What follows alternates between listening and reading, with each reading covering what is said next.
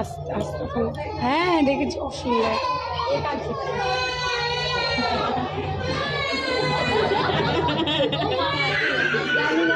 তোমার ছেলে? হ্যাঁ, ও দেখে পারবে না হয়তো। ও স্কুল আসার মন ছিল না আসলে, আর আবার আগের সপ্তাহটা আসেনি না। দুদিন বাদে না। হ্যাঁ, স্কুল আসার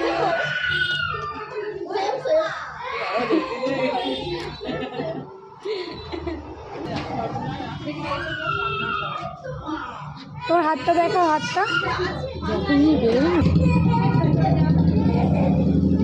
গিফটটা কই, কে দিয়েছে এটা তোমায়? বেদান্ত দিয়েছে।